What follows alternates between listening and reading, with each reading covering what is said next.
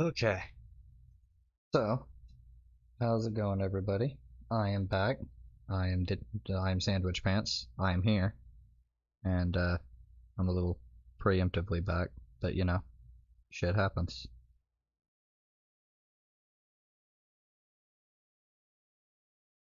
Now I gotta figure out is this sound gonna come through? You are here to judge between two conflicting testimonies. Somebody is lying.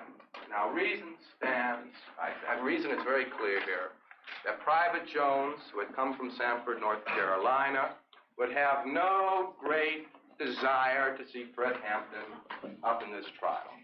But Fred Hampton, a key... Okay, good. Good, it comes through. Now I don't have to worry too much about stuff. So, what I can do is let this play. It is Black History Month, everybody. Happy Black History Month. Every single day this week, or this month I should say, whenever I do a stream, I'm going to cover some revolutionary historical figure from the black community. And today is some Fred Hampton. Let's go ahead and start this over. Let's try and turn up the sound a little bit, because I believe... Here, let me... You are here to judge between two conflicting testimonies. Somebody is lying. Now, reason stands, reason is very clear here, that Private Jones, who had come from Sanford, North Carolina, would have no great desire to see Fred Hampton up in this trial. But Fred Hampton, a key figure in this community, has great reason for not wanting to be put in jail. But the state's attorney and the state's attorney's office has reasons to see Fred Hampton in jail. We've got a new state's attorney, you see. And he said already what he thought about people that had different political beliefs than he had. His speeches sound somewhat like those of Hitler, and we know why he wants to see Fred Hampton put in jail. Why do I have a lot of arrests? Because of harassment. Why is that harassment? Because the people that harass me have set up a problem that made me disagree with them violently, and they set up this problem in order to exploit me and other people like me. And why they want to get rid of me? Because I'm saying something that might wake up some other exploited people and some other oppressed people, and if all these people ever get together, then these pigs that are exploiting us, we'll be able to run them into the lake. That's why they want to get rid of us. And it's just, it's sort of like a primary thing with me. I'm the first move that they'll make. I'm a part of an organization. It will be the first organization they'll move on, because I happen to be a part of an organization, the Black Panther Party, that is the only organization, in fact, that has came out and stood up loud and clear and said that we don't care what anybody says, whether they have guns or not, and badges or 18 uniforms.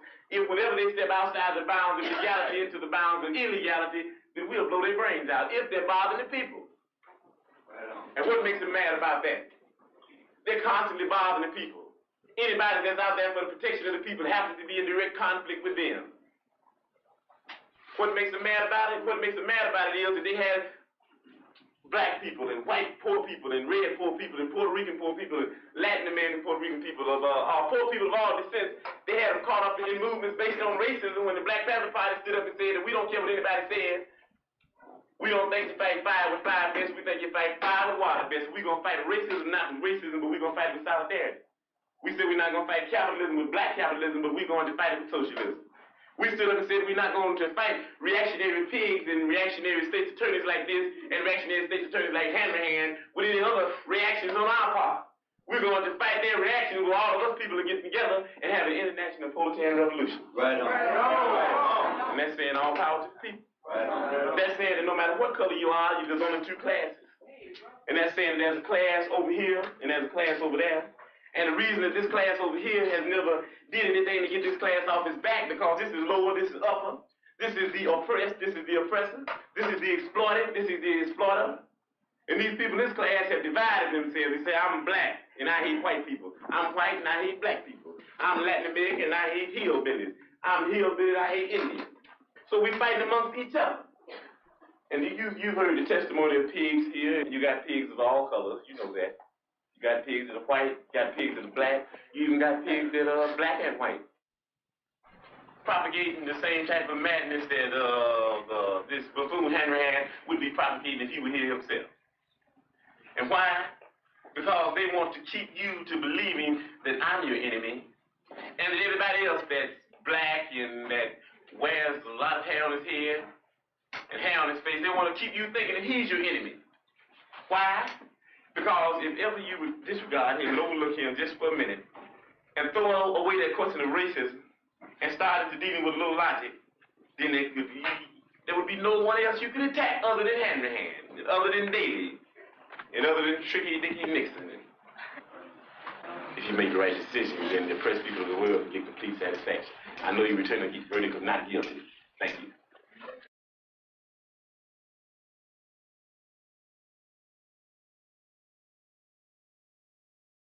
And that, ladies and gentlemen and non-binaries, is Fred Hampton talking about class unity. Literally. I saw a meme earlier that was amazing about this, and it's a Bugs Bunny meme, and it's the rabbit season, duck season, and then they flip the thing over, and it says Elmer season. and then they both looked together. Gomer, by way of being a hunter, or a capitalist, was keeping his prey divided. He wanted to make sure that they couldn't rise up against him. So they would fight amongst each other, as per his design.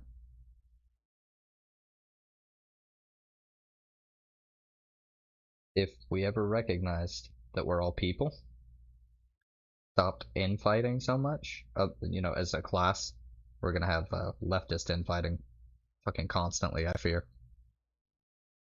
But if we stopped fighting along racial lines and started fighting along class lines, I think the world would end up a much better place. And it's always people like Fred Hampton and Angela Davis and Malcolm X and Martin Luther King Jr. that are doing all the revolutionary work.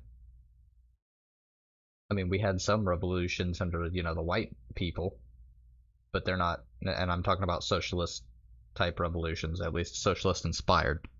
I mean, we had the Russian Revolution for one. Actually, that's pretty much it, as far as a major one. But it's always people who aren't white who are doing the revolutionary things and trying to push the world in a better direction. So we got to get on that level, y'all. We keep fucking slacking. We can't expect black people to carry us everywhere. Unrealistic. Also rude. Like, come on. It is not the job of black people to fix the issues that white people created. We can work alongside each other. It's the simplest thing. But no. The cappies keep pushing us down.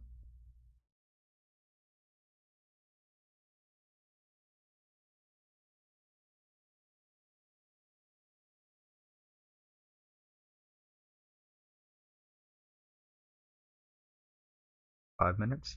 Sure. We're going with Fred Hampton today.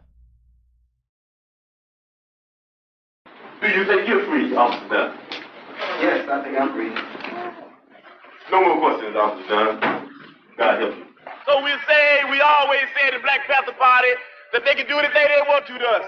We might not be back. I might be in jail. I might be anywhere. But when I leave, you can remember I said with the last words on my lips that I am a revolutionary.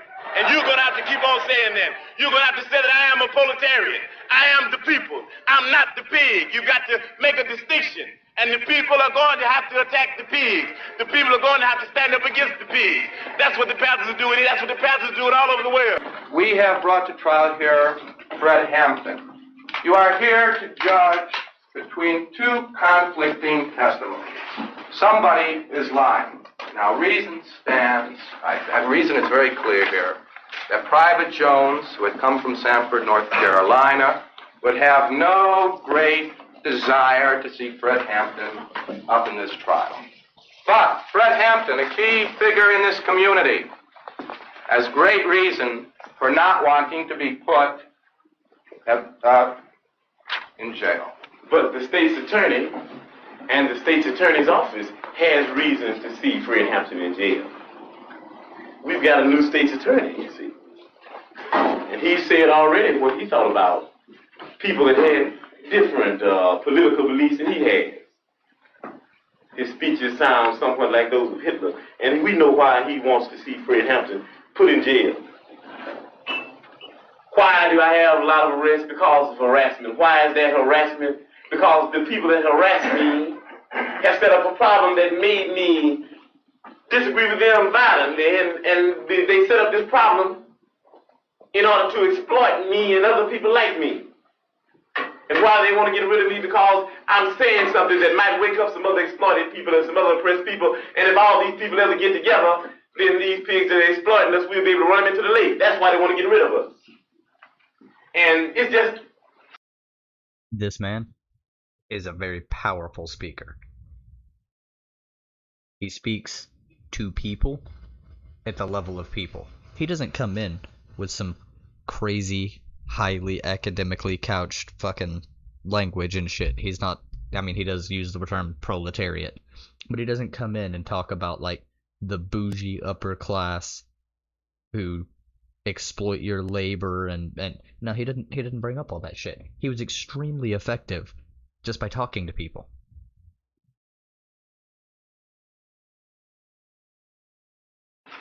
It's sort of like a primary thing with me. I'm the first move that they'll make. I'm a part of the organization who will be the first organization they'll move on because I happen to be a part of the organization, the Black Panther Party. That is the only organization, in fact, that has came out and stood up loud and clear and said that we don't care what anybody says, whether they have guns or not and badges or 18 uniforms. If whenever they step outside the bounds of legality into the bounds of illegality, then we'll blow their brains out if they're bothering the people. And what makes them mad about that? They're constantly bothering the people. Anybody that's out there for the protection of the people happens to be in direct conflict with them. What makes them mad about it? What makes them mad about it is that they have black people and white poor people and red poor people and Puerto Rican poor people and Latin American Puerto Rican people of poor people of all descents. They had them caught up in movements based on racism when the Black Panther Party stood up and said that we don't care what anybody says. We don't think you fight fire with fire best. We think you fight fire with water best. We're going to fight racism, not with racism, but we're going to fight with solidarity. We said we're not going to fight capitalism with black capitalism, but we're going to fight it with socialism. We stood up and said we're not going to fight reactionary pigs and reactionary state's attorneys like this and reactionary state's attorneys like Hanrahan with any other reactions on our part. We're going to fight their reactions where all of us people are getting together and have an international proletarian revolution. Right on. And that's saying all power to the people. Right on. That's saying that no matter what color you are, there's only two classes. And that's saying there's a class over here and there's a class over there. And the reason that this class over here has never did anything to get this class off its back because this is lower, this is upper. This is the oppressed, this is the oppressor. This is the exploited, this is the exploiter. And these people in this class have divided themselves. They say, I'm black and I hate white people. I'm white and I hate black people. I'm Latin American and I hate hillbillies. I'm hillbilly and I hate Indians. So we fight amongst each other. And you've heard the testimony of pigs here. You got pigs of all colors, you know that. You got pigs that are white, you got pigs that are black, you even got pigs that are black and white. Propagating the same type of madness that this buffoon Hanrahan would be propagating if he were here himself. And why? Because they want to keep you to believing that I'm your enemy, and that everybody else that's black and that wears a lot of hair on his head and hair on his face, they want to keep you thinking that he's your enemy. Why? Because if ever you would disregard him and overlook him just for a minute and throw away that question of racism and start into dealing with a little logic, then there would be no one else you could attack other than Hanrahan, other than Davy, and other than Tricky Dicky Nixon. If you make the right decision, then the oppressed people of the world will get complete satisfaction. I know you return a verdict of not guilty. Thank you.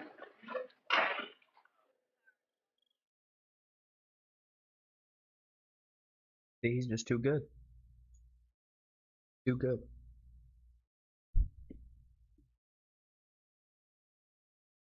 J. Edgar Hoover.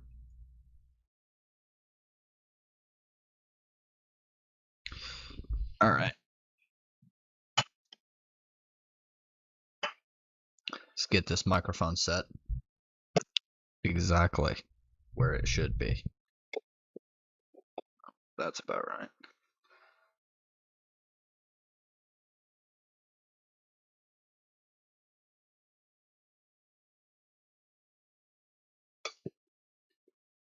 I just need it to, yeah, there we go. Okay.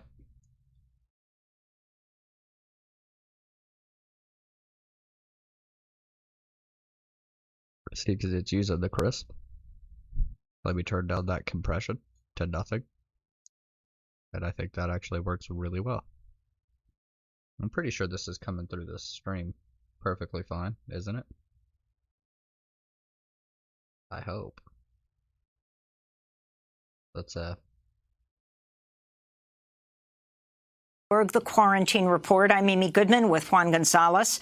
As Black History Month begins today, we look back at the assassination of Black Panther leader Fred Hampton in Chicago 51 years ago, and how new documents reveal more details about the FBI's role in the murder of the 21-year-old revolutionary.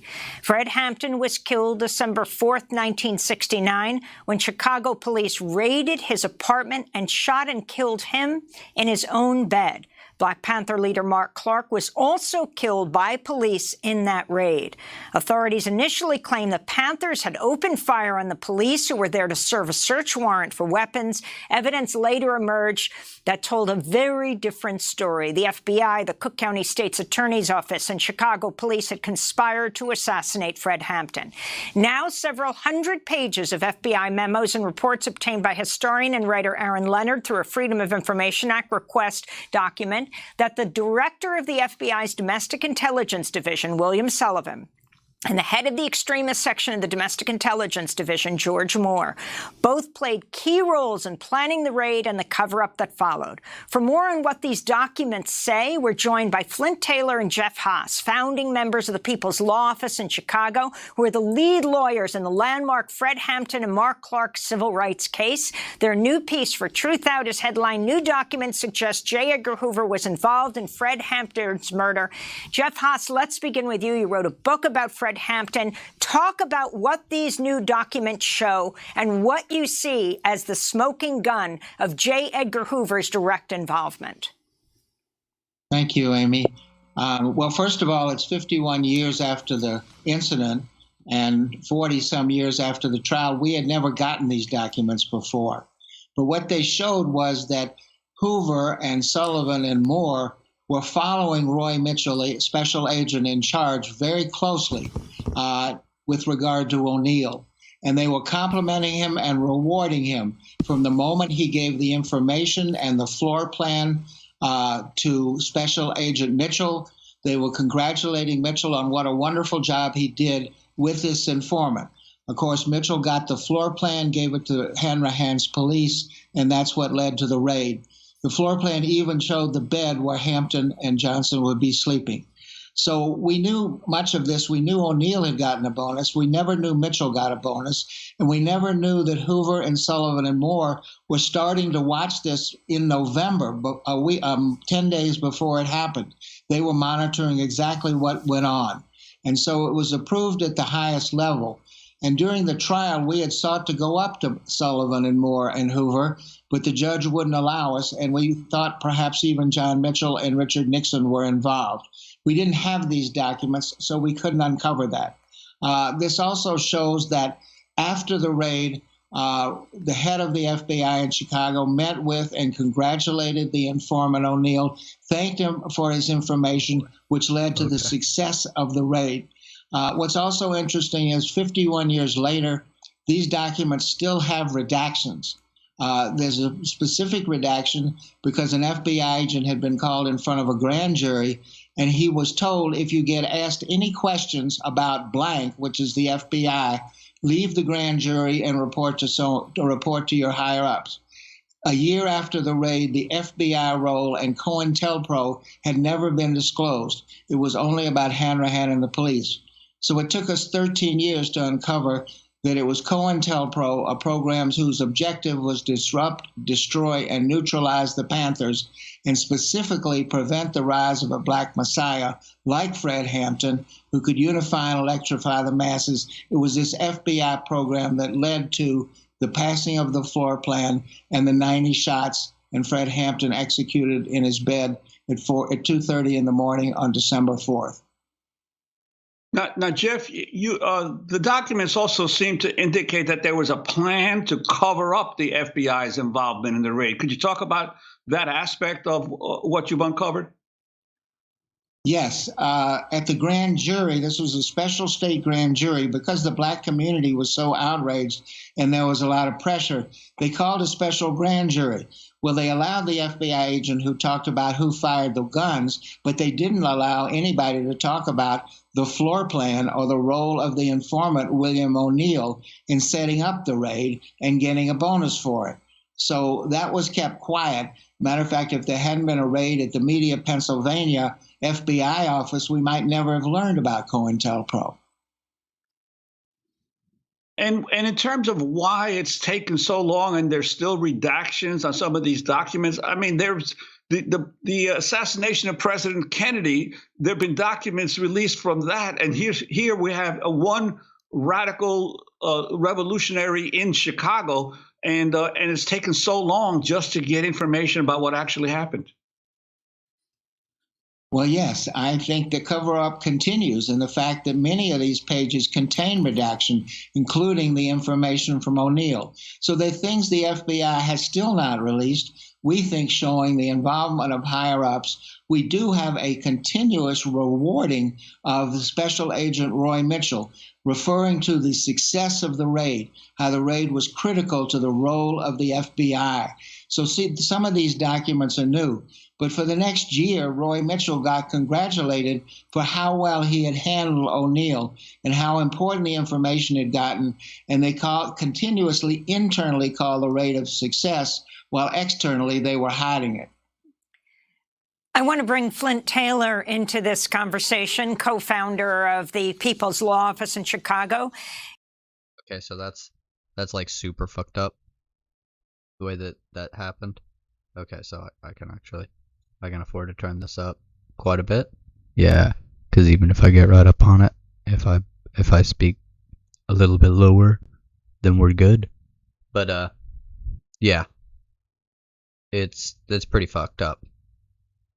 So the FBI decided, probably with the help of Nixon, because Nixon was an awful, awful human being, that they were going to stake out a place and follow Fred Hampton and then raid his home and kill him in his bed. And they're still hiding shit, probably because of some of the reasonings that they were using to follow him and try and, well, not try and, but and to assassinate him. Mostly because during the Great Depression, we were really close to a socialist revolution. After FDR passed away, with all the New Deal programs, he had placated some of those, actually a large portion of the socialist sentiment. And then the McCarthy era came in. I believe the McCarthy era was happening during the Civil Rights Movement. That's why you don't hear anything about MLK being a socialist or Malcolm X. I think the only thing I learned about Malcolm X in middle school or something was that he was bad because he was a communist. But in elementary school, I'd heard differently. See, I did have a benefit or a bonus to going to a mostly black school, where a lot of my teachers were black, or at least a lot of the teachers in the school, I should say. I had one teacher for 2 different years, actually. And Miss Barnett, wonderful lady. Didn't think so at the time. She kind of put me in detention for 6 months.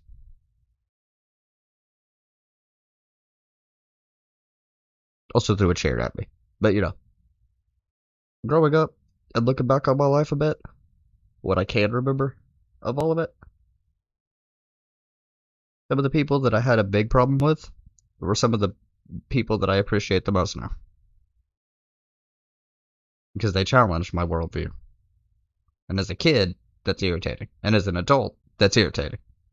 So in general, it's really just irritating. But it's important. People challenge my worldview all the time. It doesn't change. I mean, people fucking deserve healthcare. Workers should own the means of production. We need to abolish all unjust forms of hierarchy that are coercive. Like, come on. You and Jeff were arrested for protesting what you called in the piece the outrageous rulings of the judge and the blatant misconduct of the defense. Can you explain what this trial was, Flint? Well, this was a trial, 18 months on trial, Jeff and I and others in our office, fighting to get these documents out, fighting to establish the role of the FBI. And we had a judge who was very similar to Judge Hoffman in the Conspiracy 8 trial, which many people may remember. And he was dead set against us. He was originally from Alabama. He was a racist. And he did not believe and would not let us get at the evidence that the FBI was involved in this case. But we were developing this evidence along with the Senate Select Committee, the Church Committee. So we were exposing this evidence both in court and outside of court, and the judge was getting more and more upset with us. And so when we protested the unfair rulings that he was making, he was keeping us from putting Hoover in the case. He was keeping us from putting John Mitchell and the others from Washington in the case. And he was keeping us from getting the documents that showed the bonus to O'Neill, the informant.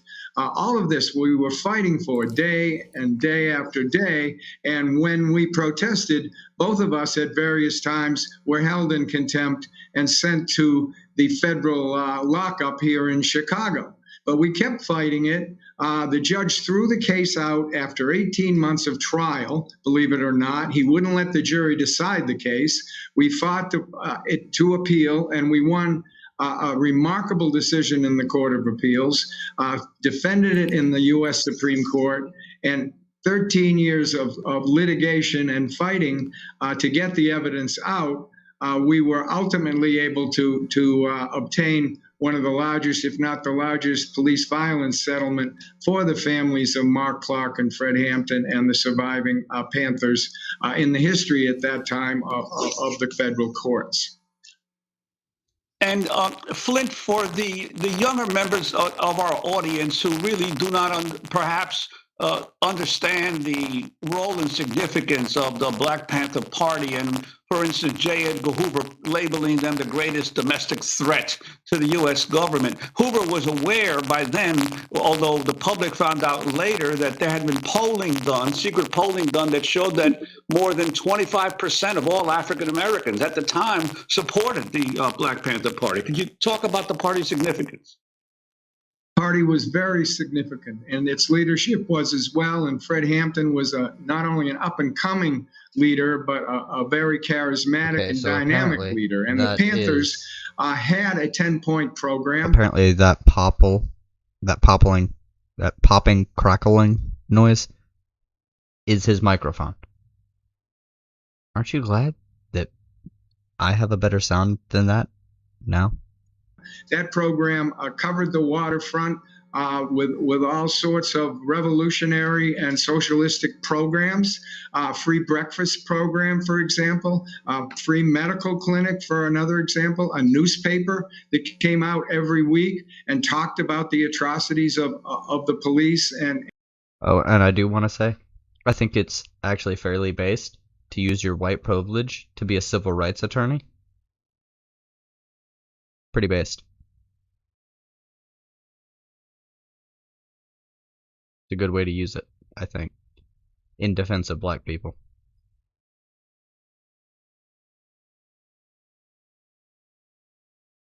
And the government.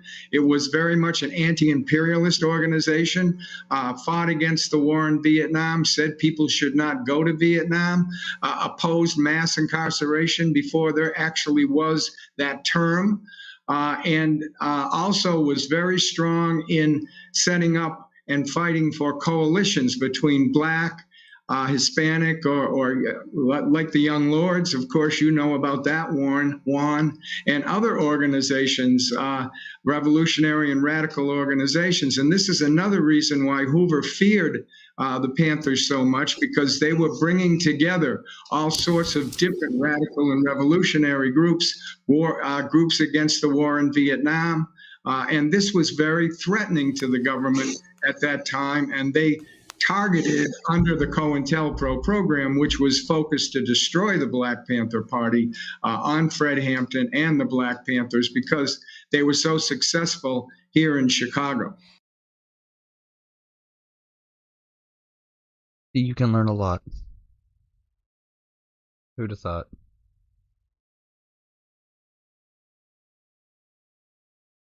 Quite a bit of CPU usage.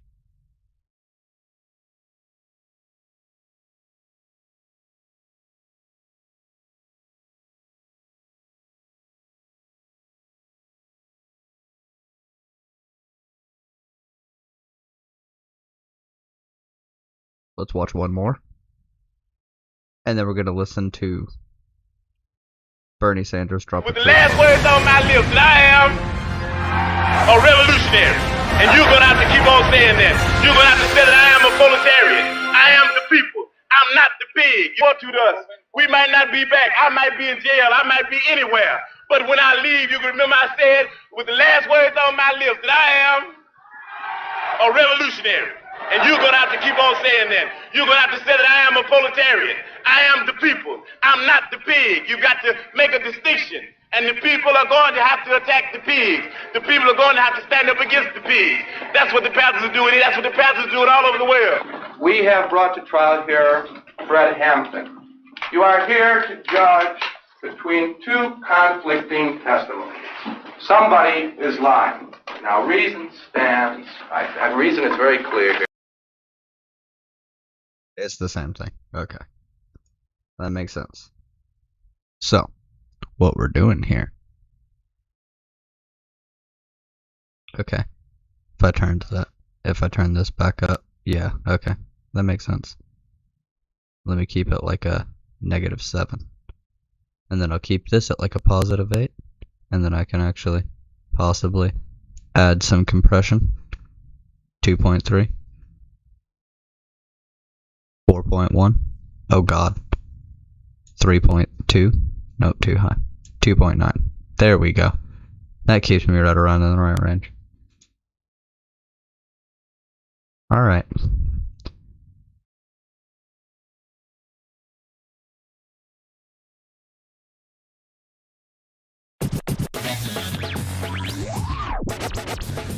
We had the Republicans. I think and for the life of me now,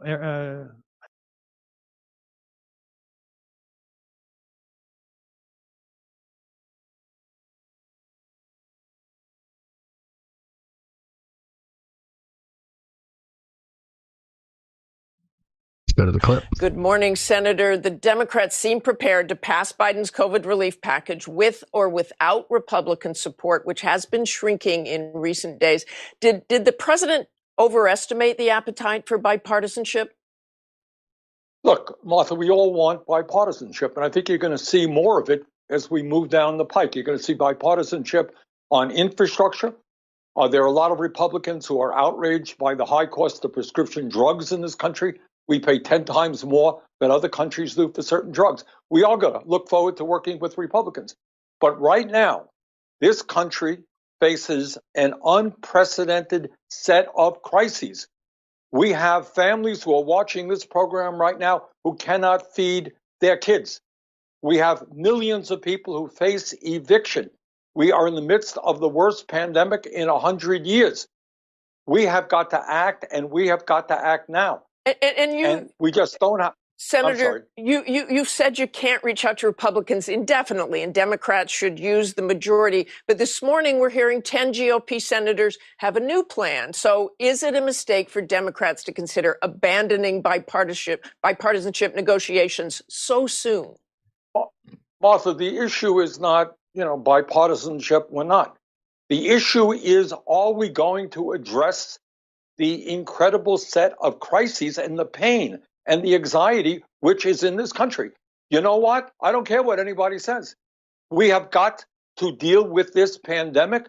We have got to make sure that we are producing the vaccines that we need and get those vaccines into the arms of people. We cannot have children in America going hungry, people being evicted, schools not open. We need to open our schools in a safe way. That's what we have to do. So the question is not bipartisanship.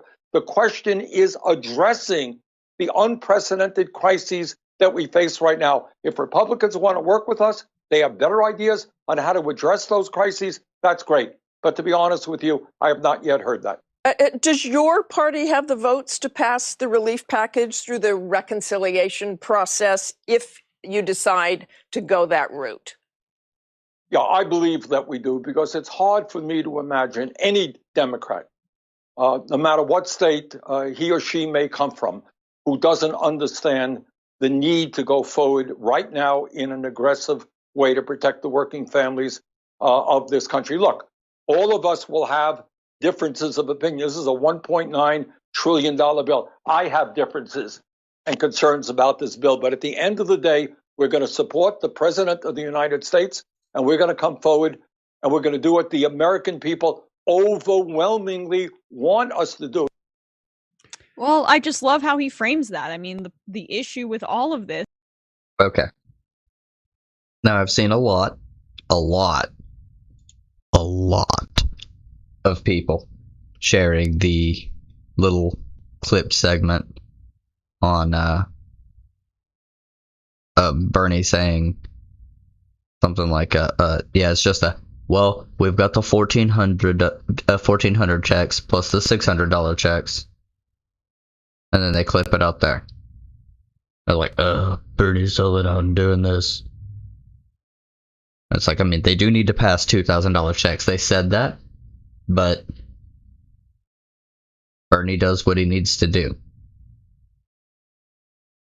He's operating in a, like, when you're operating in a extremely hostile political environment to someone with your beliefs, you gotta learn.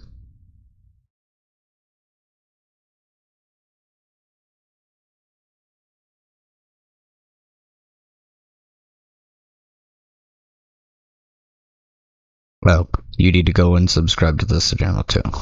Modern Day Debate. It's usually pretty solid.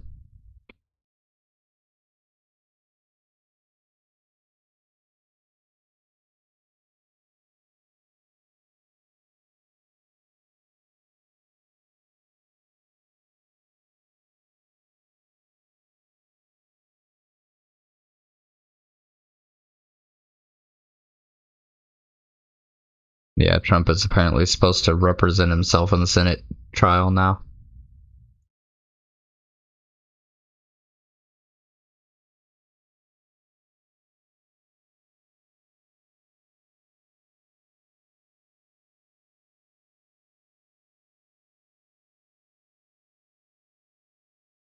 Of course, people agree with Bernie. They just don't. You just have to know how to couch the language properly. You have to know rhetorical strategies and shit.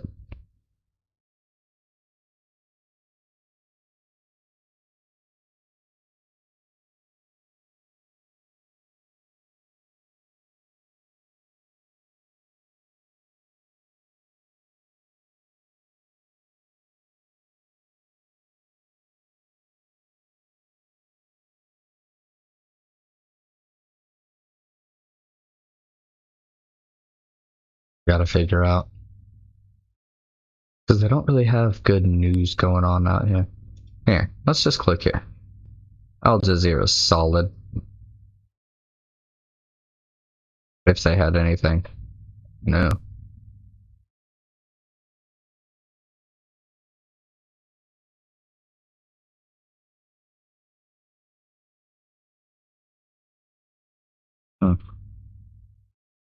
Okay. Nothing new. Tell us, sir.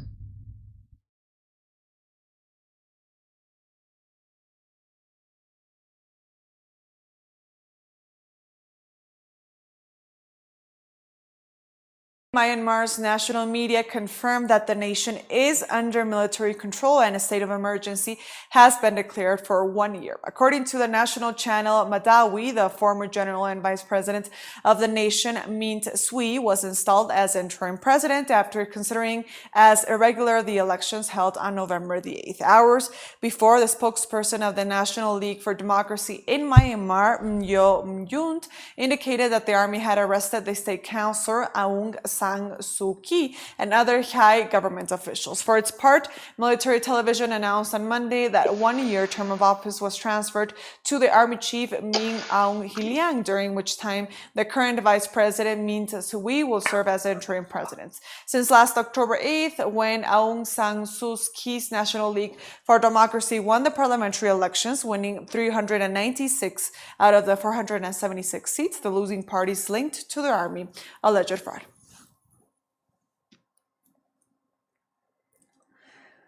In Myanmar, residents were on Monday grappling with a return to a military rule after just a few years of democratic government. In the main city, in Yangon, pro-military demonstrators formed a convoy and drove down the streets to show their support for the move, which came just hours before the newly elected parliament was due to convene. But those who backed Aung San Suu Kyi's National League for Democracy, which according to official results of last November's elections won the polls by a landslide victory, have so far remained calm. The NLD undoubtedly has huge support in much of the country, including in Yangon. With the situation still developing, its backers have stayed silent, but expressions of anger and disbelief were still evident. How can we believe that they will stick to that one-year period? Based on what? There have been other things in the past we couldn't believe them over. There will be a solution when all the people unite. We have a lot of struggle right now, for food, for life in general, for health, you name it. People have got the COVID problem, and now we have a coup. We were about to be okay, and now this happens. What do we have to do to survive? Jesus. Yeah, because that's a completely normal way to live in a country. Yeah, end the filibuster.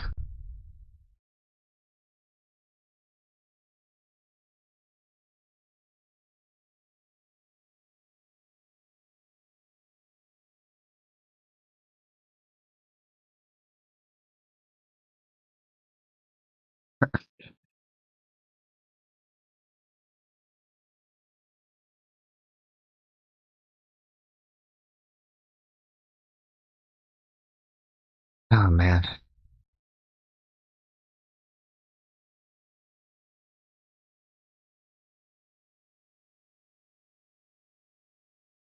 $11. You know what? We'll listen to Kwame Ture. Let's go. Let's go. Good evening, and welcome to TCB. I'm Art Alexander, and on tonight's program, you'll be seeing a little bit more of Bob Marley. That'll be a little later on. But first, our first segment tonight is with Mr. Kwame Ture. You may know him better as Stokely Carmichael. His name was associated with the African-American rebellions of the 1960s. Since then, he has been kind of underground, but recently has been on a sort of campaign membership drive for his organization, the All African People's Revolutionary Party. As part of that campaign drive, membership drive, he came to Portland State University under the auspices of the Center for Black Studies there and gave a speech to a capacity crowd. After his speech, we posed a few questions to Mr. Ture, formerly Mr. Carmichael, about his party and about the way things look for African peoples around the world for the 1980s. Explain what the All African People's Revolutionary Party is. The All African People's Revolutionary Party is a mass socialist revolutionary political party. Its objective is Pan-Africanism, which is defined as the total liberation and unification of Africa under scientific socialism.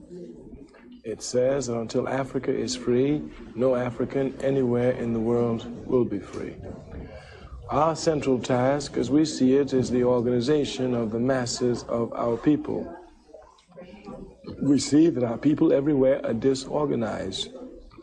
And rather than people come to tell us what is the problem and what is the solution, they tell us everything other than organizing the people.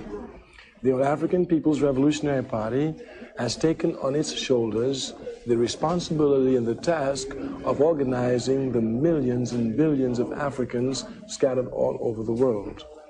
This task we undertake because we understand it's a necessity. Our people must be organized. In the United States, what do you feel are some of the most important agenda items for African people? Organization is the only one. All other agenda items mean nothing unless we're organized. The vote is useless to us unless we're organized. We cannot speak of any type of power unless we organize, political, economic, social, or otherwise. Therefore, for us, the central task is one of organization. We say to all our people today, if they are not in an organization working for the benefit of the mass of the people, then they're against the people. It's only through organization that we will be liberated, and everybody must be in an organization using their energies to help push us forward. There are many organizations out there, from the NAACP to the Republic of New Africa. And everybody should know which organization they think is the one that says the way to get to liberation. If they look and they find in all the organization that this doesn't exist, then it's their responsibility to create the organization that's going to lead us to freedom. But everybody must be doing something in an organized manner. In a more specific way than, say, identifying institutional racism, could you identify what some of the more particular roadblocks to African peoples in the United States and elsewhere gaining the level of awareness that would enable them to rapidly organize? Well, here the major problem is capitalism, of course. We see its splinter effects everywhere: police brutality, bad housing, bad schools, bad food, profits rising, etc., etc. So here we can see that the problem is the capitalist system. What we don't want to do is to make the mistake in the past of taking on an aspect of it, not going for the whole central body of the capitalist system. Thus, our party, for example, during the 70s have not been involved in what is seen as mobilized activity, police brutality, free political prisoners.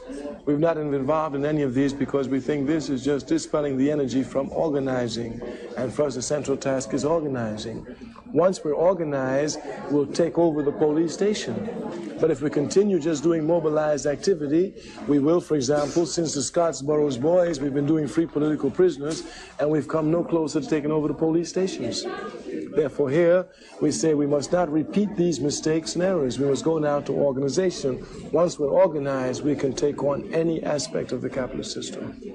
Many political, quote-unquote, leaders of today suggest that America is about to relive the 1960s. What is your response, particularly in respect to African peoples, to that suggestion? No, this suggestion is made by people who don't know what they're saying and made by the enemy in trying to trick us. Some people actually think that we should go back to the 60s. The reason why we were able to do what we did in the 60s was because it was the first time we did it and the enemy was not prepared for it. At the same time, there was a war in Vietnam and you had African youth in Vietnam with guns in hand. Therefore, overt and brutal repression in the cities would have brought overt rebellion in Vietnam, a divided army they could not have. To think of repeating the 60s without making proper analysis of the 60s is to speak nonsense. Nobody goes backward in history. We cannot go back to the 60s. History doesn't repeat itself. We must go forward. Therefore, we must make a qualified difference. The difference we must make here is a difference of organization. We must be organized before we face the system. In the 60s, we were not organized. We were mobilized and had spontaneous rebellions. In the 80s, we cannot have spontaneous rebellions. We must have organized movements. Could you state, if you would, what you feel, or the All African People's Party feel is responsibility? That still applies today. Ooh, that is much more loud than I intended it to be. Hopefully it's not overly loud on the stream. Let me find out here in a second. But yeah, organization is the biggest fucking thing. And he is absolutely right. More people need to listen to this.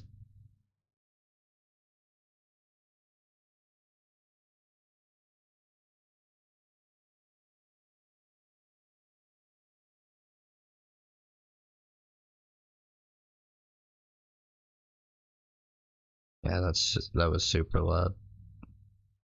Yeah. But no, it's absolutely true.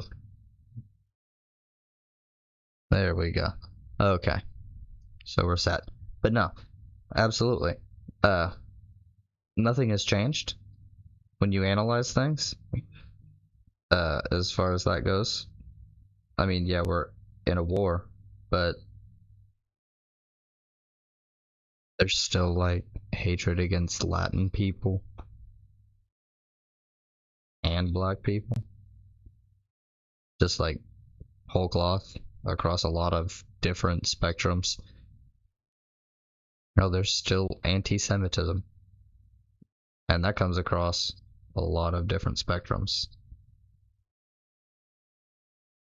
So, we've got things we gotta work on, y'all. But that's a different matter. That's something on Discord? No, it's just whenever I speak, it lights up. Okay. I don't even know if that's broadcasting at all. But if it is, cool. Anyways, he's right. If you analyze the 60s, you had Vietnam and stuff, and there was a lot more anti-war sentiment. After 9/11, Americans went fucking batshit crazy about going to invade some other country. Whoever did it needed to pay at the time. That was the immediate sentiment. Well, I can tell you right now that the target chosen wasn't the actual target, like, at all. Okay, so what's going on with the... Let's turn that noise gate up and turn that compression down. There we go. You know, let's just turn the... Yeah, just turn the compression off. Turn the host gain a little bit. There we go.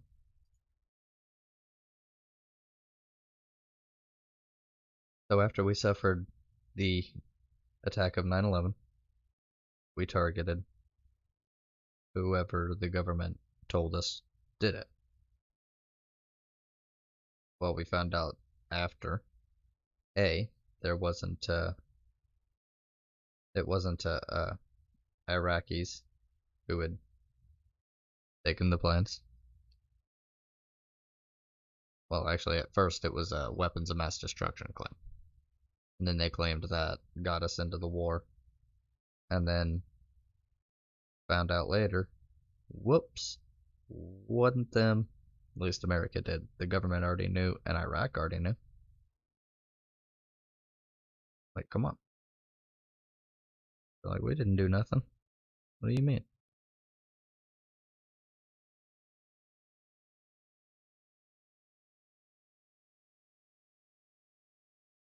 And so, yeah, we kind of found out later that that wasn't a thing.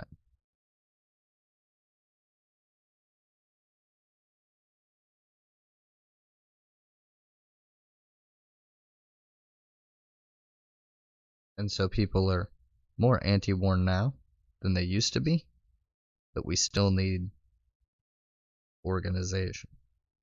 Organization is the most important part. Of African students in school? Our party has been, since the last 10 years, throwing its line to the African students, saying that they have the responsibility of laying down the principles and foundations and must use their energies to come and organize the masses of our people. Everywhere in the world, students spark revolution. In America, it's no different. In Iran, students. In Ethiopia, students. In Ghana, students. Everywhere you find them, sparking it. Everywhere, students. Therefore, in America, students must spark it. But here, we want to spark the organization of the mass of the people, and the students must come forward to live up to their responsibility.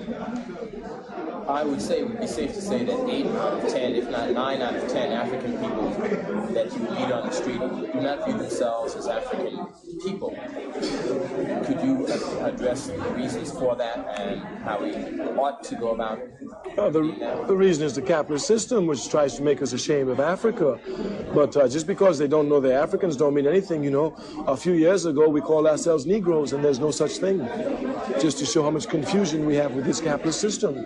That we are Africans is undeniable. They call the others Japanese. They call them Chinese. They call them Mexican. They don't call them yellow. They don't call them brown. We're Africans. What do you believe are the best examples, understanding that they are not perfect, the best examples of scientific socialism in practice in the world today? Well, there are countries that are building it, as we say. There are none, and just because there are none don't mean that we're discouraged, not at all. We know there's nothing man and woman cannot do, and we know there's nothing man and woman will not do for peace. But there are many countries that have taken the road to socialism and are doing well. Korea, People's Revolutionary Republic of Guinea, where I live, Cuba, Vietnam, the Union of Soviet Socialist Republics, and many of the Eastern Bloc countries are making rapid advancements. One, I suppose, particular question. African people constitute approximately 14% of the United States population. We are a minority within the confines of this political system. Without a specific land base, to what are we building? Towards what are we building as African people within the confines of this country? If we don't have a land base, nothing. That's why we must have a land base, and the only land base we can have is Africa. This is the land base of the red man. It's his land. You suggesting then repatriation? Sooner or later. We have nothing against it now. Matter of fact, when we come to face the question, we face this fully. Because the American people are so confused, the Africans in this country, that they don't want to think they're African. Therefore, the testing block for them is, you want to go back to Africa? You tell them, yeah, go on back. It's your home. You've been living in the People's Revolutionary Republic of Guinea. Could you tell me, just from your point of view, what the effects of the United States on Africa is without all of the, I guess, interference that we would get from American press? It's just exploitation. America is in Africa to exploit. That's what it went there for. It stole us from Africa. And it hasn't changed the system. It's still a capitalist system. Therefore, it's for continued exploitation. Thank you. Thank you.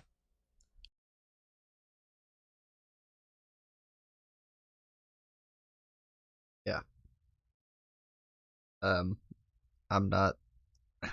Okay. If people want to go to Africa, that's fine. But I don't want people to feel compelled to have to go to Africa if they're black.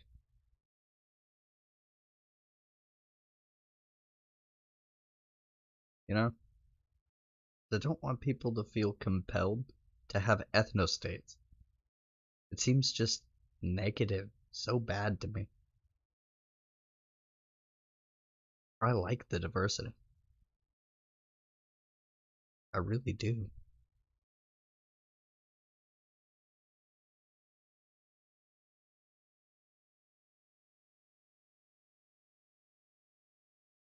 Another 11 minutes. That's 25 minutes. I'm not going over that.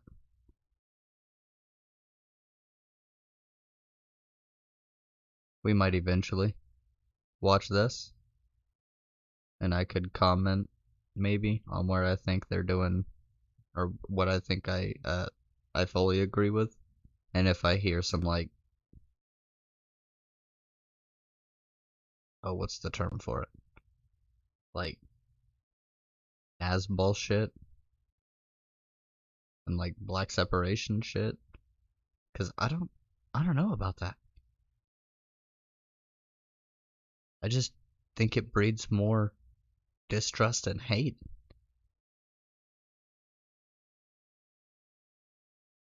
But we can watch this 11 and a half minutes, whatever. Until the killing of black men, black mothers' sons, becomes as important to the rest of the country as the killing of a white mother's son.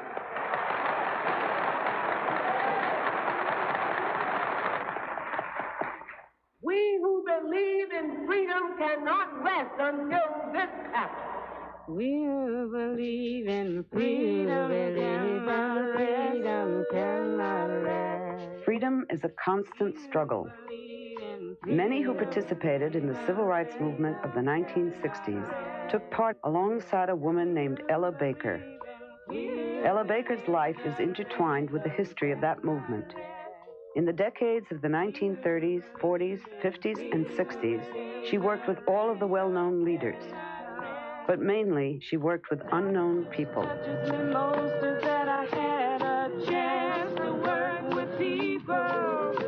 During the 1940s, Ella Baker traveled for half of each year as field secretary and director of branches of the NAACP, the leading civil rights organization of the time.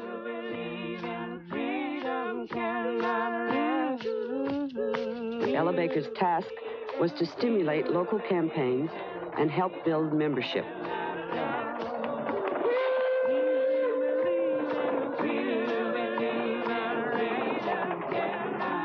Her schedule for a week in Georgia in 1942 reads: Thursday, Savannah.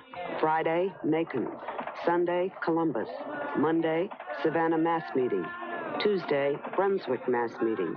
Wednesday, Waycross Branch Meeting. Thursday, Augusta Mass Meeting. Friday, Athens.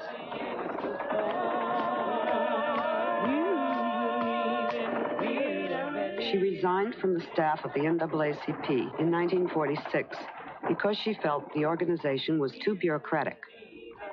But she remained active in the NAACP and later became education director and president of its New York branch. Ella Baker was my immediate predecessor, and I succeeded her in September of 1946. When she resigned, she was greatly loved by the rank and file, the people in the boondocks, especially in the South. She obviously had some real reasons for quitting, but she never expressed them publicly to the rank and file. My ego wasn't at stake at any point, and I had found a greater sense of importance by being a part of those who were growing. God, my feet, while I run this race. On the day that Rosa Parks refused to move to the back of the bus, the modern civil rights movement began. The Montgomery boycott of segregated buses brought thousands of people into the streets and created a new era of mass protest. The young minister, Reverend Martin Luther King Jr., was elected president of the Montgomery Improvement Association. When the boycott ended in victory, King and other ministers formed a South-wide organization, the Southern Christian Leadership Conference. Dr. Martin Luther King Jr. and I had decided that we would make out of the Montgomery Improvement Association a South-wide organization. And we chose Ella Baker to serve as the first director. There was a loose confederation of movements all across the South, for which Ella served as the liaison person coordinating it with the Home Office in Atlanta. It was a Herculean task. This was before the day of women's liberation, and here was Ella, a veteran civil rights activist, female, with the task of coordinating the activities of a group made up predominantly of preachers. When I came some years later to be the executive for SCLC, I had the same difficulties. To have a woman to organize a church is difficult, but it is far more difficult, and especially we're talking 20 years ago, it's far more difficult if that woman is not ministry, or in fact is not only not ministry, but does not show a real affirmation to to the church. I was difficult. I wasn't an easy pushover. Because I could talk back a lot. I not only could, but did. And so that was frustrating to those who had never had certain kinds of experiences. It's a strange thing that men who were who were supposed to be men around town, if they hadn't ever had a woman who knew how to say no and no on certain terms, they didn't know what to do sometimes. And especially if you could talk, you know, if you talk loud and had a voice like mine, see, you could hear me a mile sometimes if necessary. I was in Atlanta when the sit-ins started, when the kids began to sit in and sat and took it. None of us who were older, who had a streak of humanity, could fail to find some way of identifying with it. We knew it should take place. And my generation didn't have the nerve to do it, maybe. But they did. Move it along. Come on, boys. They acted as if they believed that this was their right. And they didn't, I mean, they weren't asking for any favors in the sense of, won't you please? All right, start loading up. Jailings of hundreds of the protesting students shocked the nation. Ella Baker wrote that the sit-ins meant more than the right to eat a hamburger. They were a signal to the nation that young people were determined to end discrimination.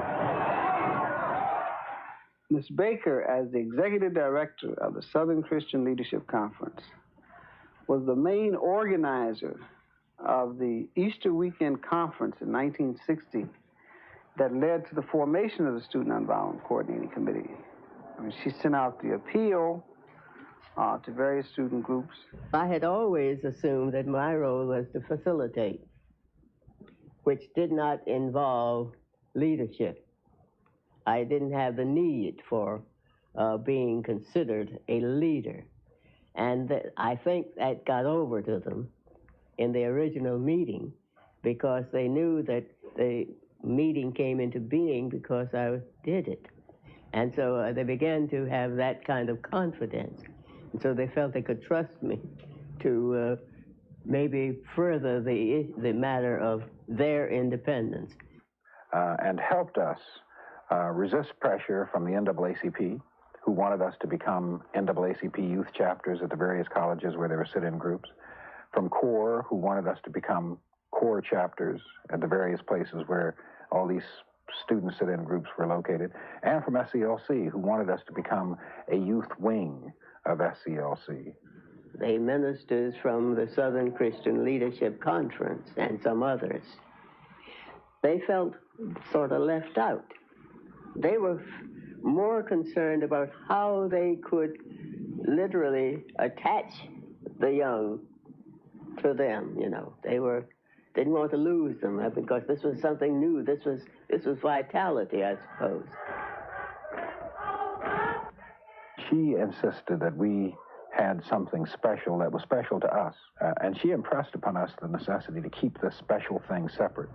Ella Baker resigned from SCLC in 1960 to work with the protesting students. The most vivid memory of Ella Baker that I have is her sitting at these SNCC meetings, which ran for days. You don't measure them in hours, they ran in days, with a smoke mask over her nose, listening patiently to words and discussions she must have heard 1,000 times. Most of us can't be patient with ourselves. I mean, for someone else to be patient with us was probably one of the most important things that she was able to bring to SNCC as a group. Miss Baker knew who she was, she knew her role, she knew and understood the work and our mission, and she knew what she was doing. And somehow, when, you know, this cadre of folk got put together, being, you know, almost all male, that she saw herself being not respected for the executive role that she could play, for the programmatic role that she could play. To be accepted at that time among a bunch of preachers who were never used to any women in their inner councils. But remember, she was a peer of theirs. She was demanding equal time, and they were not ready for that. She was about raising hard questions outside of their normal ambit. And you know, we ate it up. Friends, brothers, and sisters in the struggle for human dignity and freedom, I am here to represent the struggle that has gone on for 300 or more years, a struggle to be recognized as citizens in a country in which we were born. I have had about 40 or 50 years of struggle, ever since a little boy on the streets of Norfolk called me a nigger. I struck him back, and then I had to learn.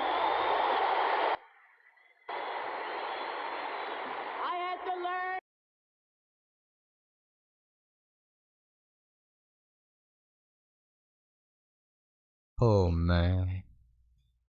That's...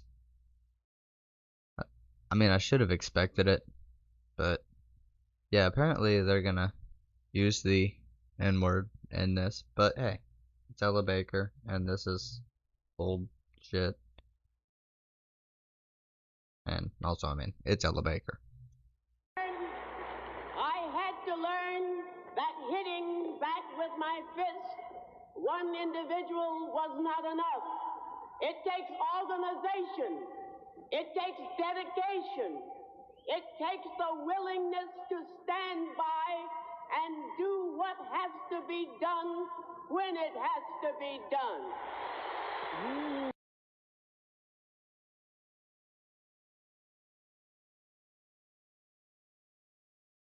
Wow. That was... okay. Yeah. Definitely good.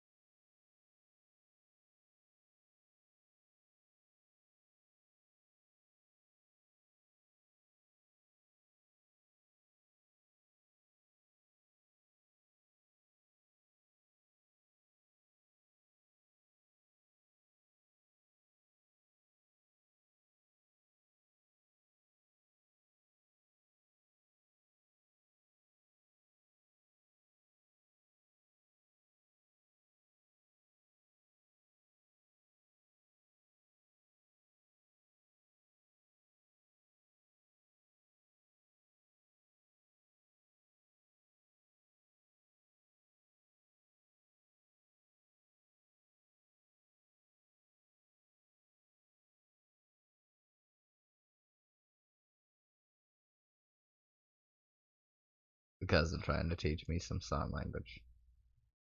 One that I live with, not the one that's supposed to be jumping in the call. It hasn't finished though, I'm sure. It's 9:26. We've listened to some stuff. I'm probably not actually gonna get around to playing on stream or at all, really. Been going for an hour. I think we're good. It's a good start for Black History Month. I went ahead and hit 3 individuals. Good shit. Although I didn't really cover Kwame Ture. But I'm listening to speeches and stuff. Gives you a lot of information. So because I had to figure out how I was going to get all this to work and how it was going to properly stream, because it's ridiculous and stupid. Nah, I'm just learning.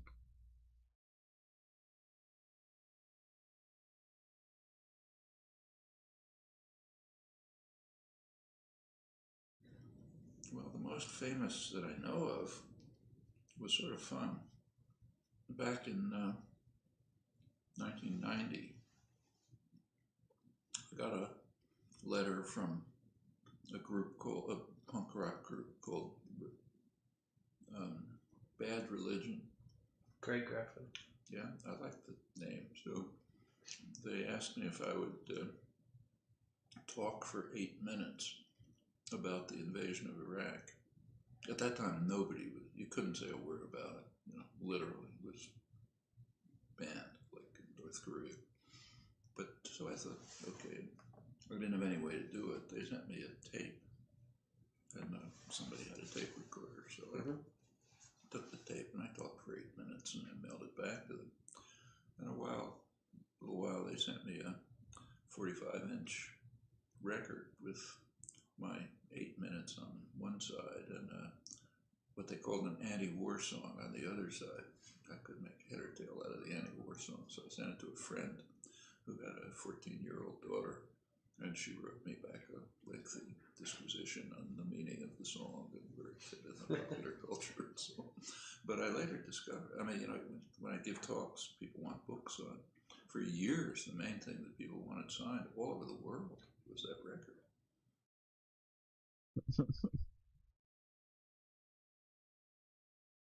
Noam Chomsky. Crazy old man. Really good really good.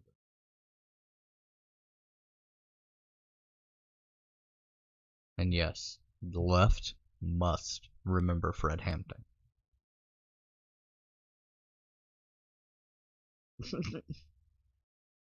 This is 27 minutes.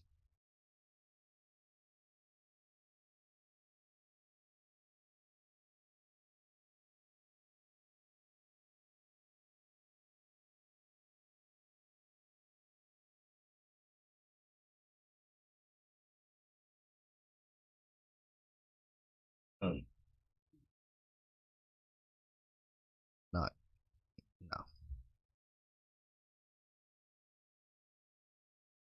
We can Wikipedia things.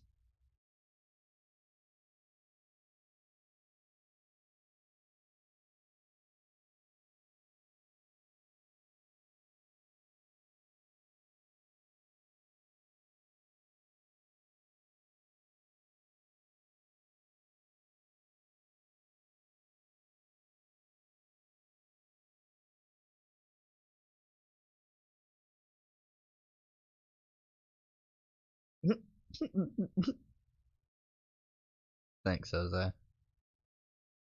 39,000 views, Jesus.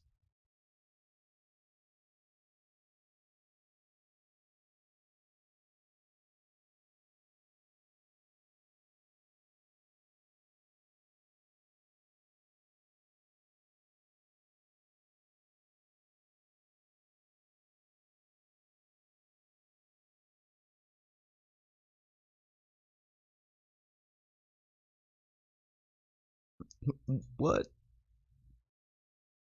Think about it, okay? You are valuing some number. You're valuing a percentage, okay? If I were to say to you, if you sell these boots, you're going to lose 25% speed versus 35% speed, does that help you make a decision? The answer is always no. No, it doesn't. The only way for you to know if 25% or 35% make a difference in speed is if you know the speed of the other enemies in the game. You cannot possibly know if 25% or 35% is worthwhile. You can't know that. It's irrelevant.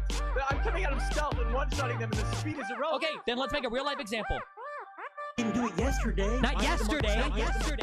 But the whole point of treasury bonds trading higher is anticipation of further rate hikes, correct? I said yes. Okay, so then yes. So the Fed raising interest rates, if you're going to tell me that trade impacts the national debt, then I can say that the Federal Reserve raising interest rates is probably going to pay into treasury bonds trading at higher interest rate in anticipation of future interest rates. That's a pretty fucking easy line to follow, okay? Yes? I don't even think that you made a sentence there. Say that again? And like slower and less retarded? If the Federal Reserve has raised interest rates 25% or 35%. Didn't expect the R slur in there, but overall, mildly fire.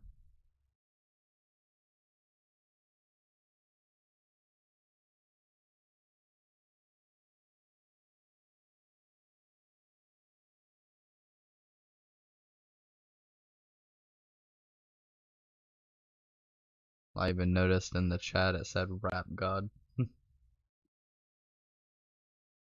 I don't know if he had to speed that up or not. Destiny talks fast as shit sometimes. Oh my god.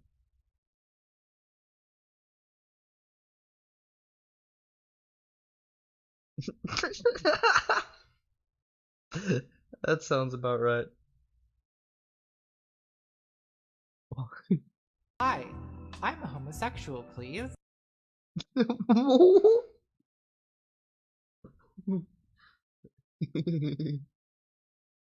What the fuck?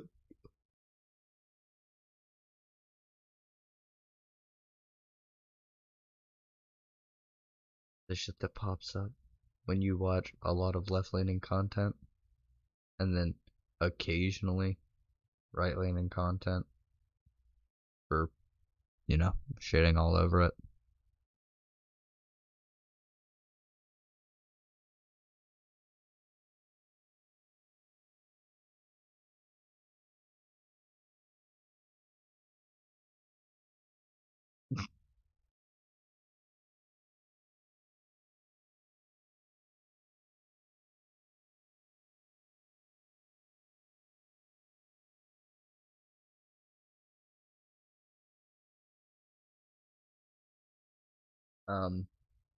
Chatting with cannibals, eh?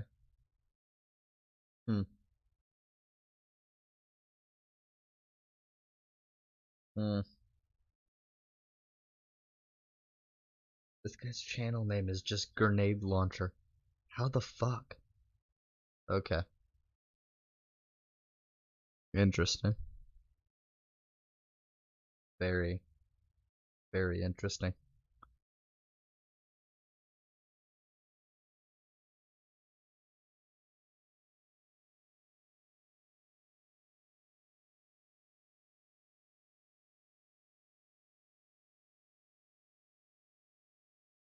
Oh yeah, this right here. And I can tell you that this video, as a mother, is not anything that you want to see.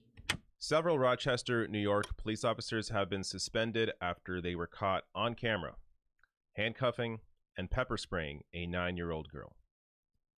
Now, I'm going to get into what went on here after the clip, but first let me show you here. This is about a 2-minute clip. I cut it down from 6 minutes. You'll get an idea of how they were talking to her, how they were treating her, and of course what happened, and of course a warning here. Part of this is disturbing. Get in the car now, okay? Okay? You've had your chances. What are you doing? What are you doing? Because you're going to go to jail now, too. I want my dad. Wait, I just want to see my dad, please. For the last time. I want my dad. Get in the car. I demand it. I don't care what you demand. Let's go. She's got her leg underneath my car. Stop. I want my dad. I want my dad. Stop or you're going to get yourself hurt. Stop. He's hurting me. I want to stop. Oh, my God. Then get in the car. Please help somebody. No. You want me to grab it from the other side? I want my dad. Stop. Stop. Sit up. No. You're acting like a child. Stop. I am a child. The fuck. I'll get your dad, I promise. Oh, my dad. Is he here? I don't know. Okay, I'll find him, okay? But you, hey, look at me. I can't find your dad until you sit back and I can close the door, okay? I will find your dad, so sit back. I promise. Look at me. Look at me. Look at me. Don't look anywhere else. I promise, okay? This is already unacceptable. This right here. It's disgusting behavior.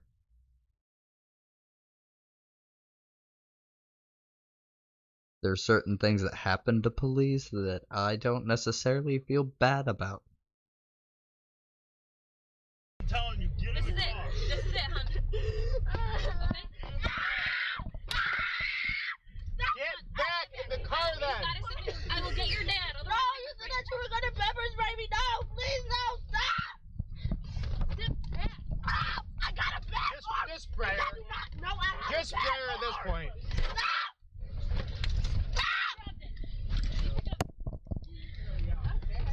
Dear. I got her. I got her. Please wipe my eye. Wipe my eye, please. Unbelievable. You disgusting pieces of shit. So I'm going to get to more details in a second here about what went on around this video and also what happened to these officers, at least for now. But just quickly go over some of the points that you just saw here. I mean, first of all, you have like 5 or 6 officers there dealing with a 9-year-old girl. At the point of the video where it started, she had already been handcuffed.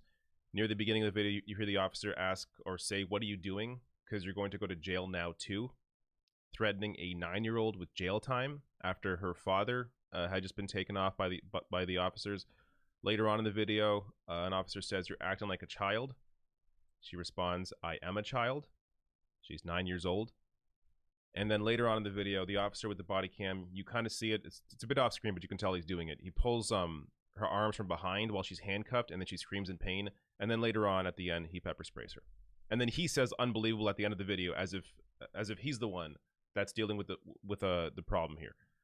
Now, before I get to anything else, I want to discuss what's called adultification. So this is how society treats black girls and black boys differently than white girls and white boys. So I have a couple pieces on this. This is an op-ed from the New York Times. At the time, I didn't know that my experiences weren't uncommon. I was experiencing what academics call adultification, in which teachers, law enforcement officials, and even parents view black girls as less innocent and more adult-like than their white peers. This perspective often categorizes black girls as disruptive and malicious for age-appropriate behaviors. Adultification means black girls are punished more frequently, even when they're under 6. According to a report from the Department of Education's Civil Rights Data Collection from 2013-2014, only 20% of female preschoolers were black, but black girls made up 54% of female preschool children with 1 or more suspensions. Also here from Vox, a new study shows even 5-year-olds can't escape racism. Americans see black girls, even at age 5, as less innocent than white girls. They go on to say, in a survey posed a series of questions, survey participants were more likely to say that black girls compared to white girls need less nurturing, less protection, to be supported less, to be comforted less, are more independent, know more about adult topics, and know more about sex. Not only are these misconceptions wrong, but they can be harmful, leading to stereotyping in which innocent mistakes by kids are treated as if they're willful crimes by adults and contributing to the overly harsh punishment of black kids. So, as always, I will link to both of these articles below the video, the New York Times piece and the Vox piece, in the description box on YouTube, so you can read more about this. But this clearly played a part in this, and just the way society treats black girls versus how they treat white girls. Obviously, this is even more of an issue when it comes to policing.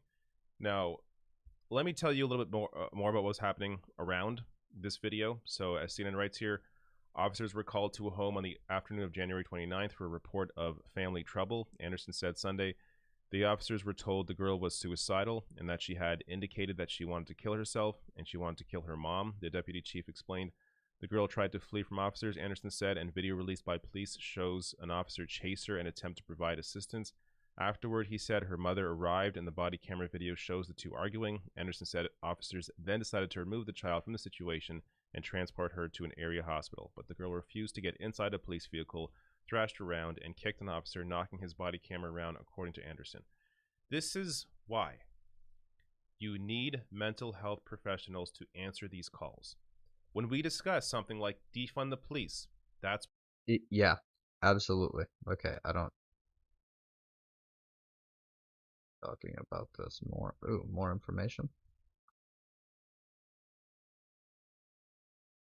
Officers were suspended. NPR writing here, Rochester, New York police officers involved in restraining and pepper spraying a 9-year-old girl last Friday were suspended Monday by order of Mayor Lovely Warren, quote, at a minimum, until the conclusion of an internal police investigation. Quote, unfortunately, state law and union contract prevents me from taking more immediate and serious action, Warren said in a statement. So let me play for you a quick clip here of the mayor's comments. I have a 10-year-old daughter, so she's a child. She's a baby. And I can tell you that this video, as a mother, is not anything that you want to see. It's not.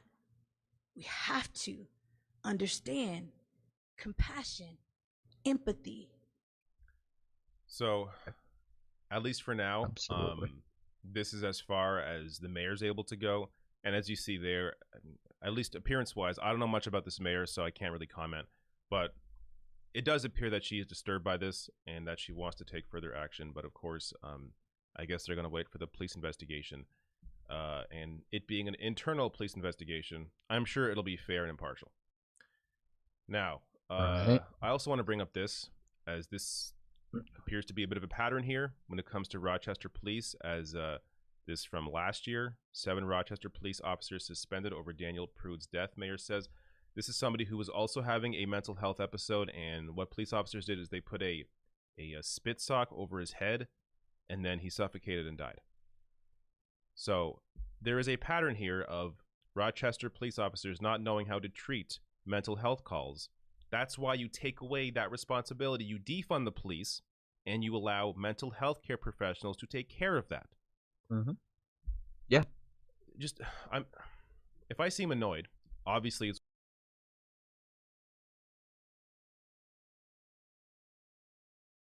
That's it? Okay, we're not letting you go over that. Yeah, that's absolutely disgusting. That should never happen. We need to defund the police. Hell, at some points, there are certain things I think need to happen to police when citizens see that they're allowed to do legally, because it's, you know, police abusing power. And you're not supposed to abuse your fucking power. You're given a certain authority. You're a fucking meat shield meant to take people who are accused of crimes to the place where they judge you for those crimes, whether or not you did them.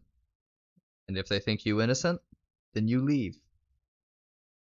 And the meat shields do not retaliate, because you're fucking meat shields.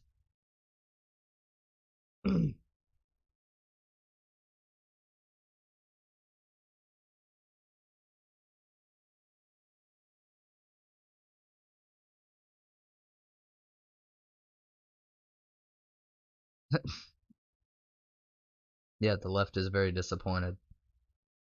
Certain portions of the left are extremely disappointed, and some of the, you know, the section I subscribe to recognize the good and criticize the bad. Although I'm hearing more stuff, you know, because Rojava, troops in Syria, might actually not be the worst thing to restabilize the region. But I don't know about that. I'd have to look into that more. Where I stand currently, with the information that I do have, for sure, from what I've read, is Biden's put troops in Syria, and I dislike that shit. So, I'm currently standing on the no side.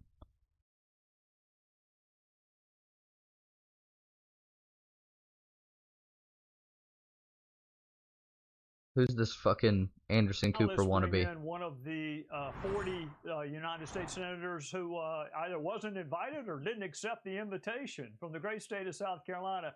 Senator Tim Scott, how are you? I'm doing well, Congressman. I hope you're doing well. I am. Thank you. It would hurt my feelings to think that you were not invited to that meeting. Were you invited and declined, or are you in the 40 that didn't get invited? Well, they must have hurt your feelings, because I looked through the mail and I haven't found that invitation yet, so I assume that it was not sent. I am not one of the ones that they needed in order to get to the 10. I think you make a very good point earlier in the show when you asked what's the magic number to get things done in the Senate. The number is 60, and 40 of us certainly were not invited. Well, let me ask you this, Senator. If you were to state the Republican position, the conservative position on COVID-19 and a relief package, what is it? What does the party believe is appropriate in terms of a stimulus package? Well, Trey, I think one of the things we should recognize is, number one, over FY 2020, this country spent $6.5 trillion overall, over $4 trillion on COVID relief. In December, we approved another $900 billion, and less than 20% of those dollars have been spent. The question is, what's the hurry? we don't even know what happened with the December $900 billion. And so what we have to do now is take a step back and find out how to effectively manage this virus. And I would say that perhaps we're already there, but we won't know because we haven't. No. No, we're not.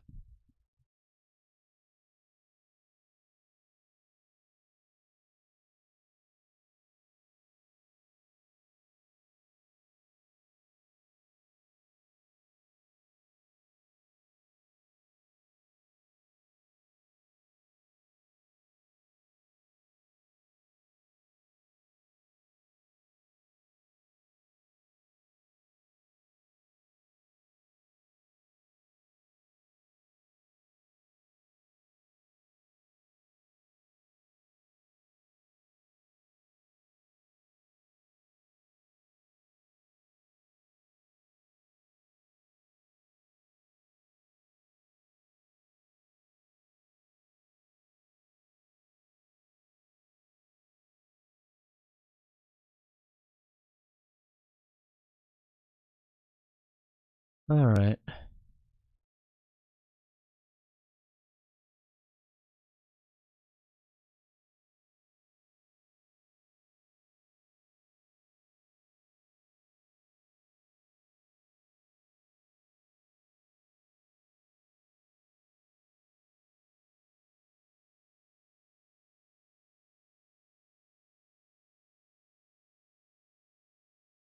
I want the actual bill.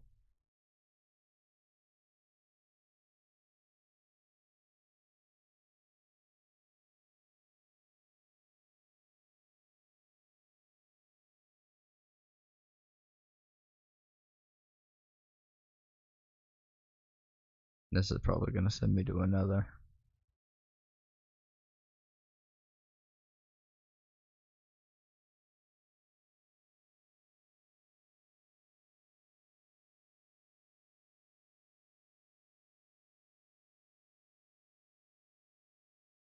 What the fuck is the bill called?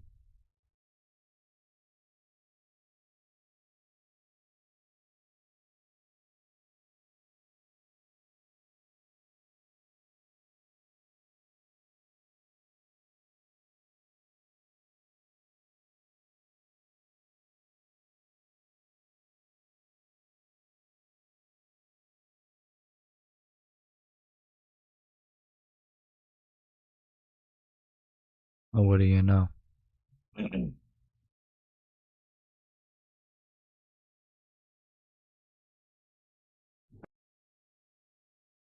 I made a business out of my passion.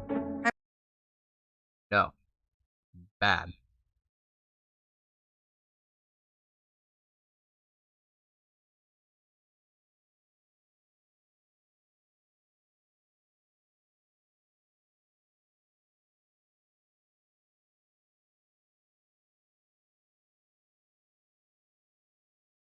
Alright.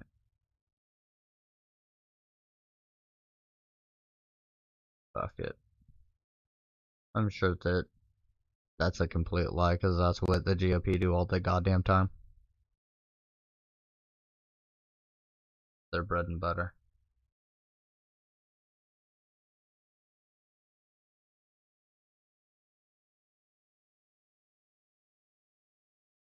Like the way he said that. Just, yeah.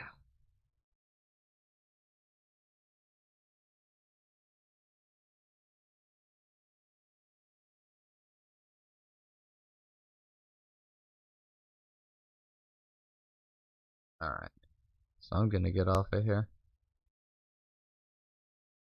Tomorrow, we'll tackle Angela.